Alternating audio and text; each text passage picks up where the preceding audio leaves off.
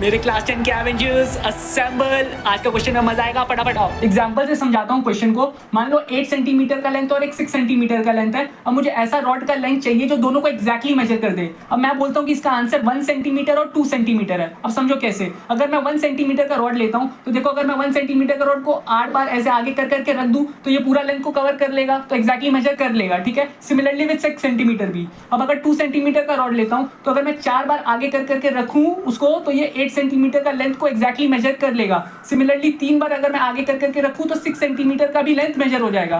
तो यही दो पॉसिबल आंसर्स है। अब अगर आप पूछोगे कि 3 सेंटीमीटर क्यों नहीं हो सकता, तो देखो 3 सेंटीमीटर मैं रखा एक बार, फिर 2 बार रखा, तो 6 सेंटीमीटर तक तो मेजर हो गया। बट ये देखो, ये 2 सेंटीमीटर मेरा बच जाएगा और मेरे पास रॉड का लेंथ है 3 सेंटीमीटर, तो मैं 3 सेंटीमीटर का रॉड से 2 सेंटीमीटर को नहीं माप सकता। सो 3 आंसर नहीं हो सकता, भले वो 6 सेंटीमीटर को एक्जैक्टली मेजर कर लेगा।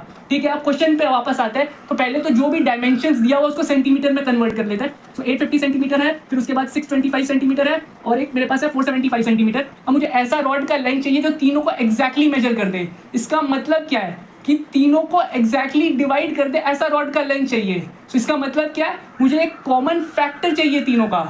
ठीक है, और क्योंकि क्वेश्चन में कि लॉन्गेस्ट रॉड चाहिए मुझे, इसका मतलब क्या है, मुझे हाईएस्ट कॉमन फैक्टर निकालना है। तीनों का हाईएस्ट कॉमन फैक्टर निकालेंगे तो 25 सेंटीमीटर आएगा। सो 25 सेंटीमीटर है वो रॉड का लेंथ जो तीनों को एक्जैक्टली मेजर कर देगा, और ये लॉन्गेस्ट रॉड भी है।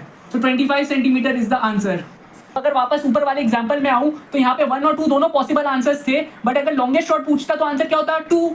और 2 क्या है, अगर देखें तो 2 8 और 6 का HCF ही है। समझे।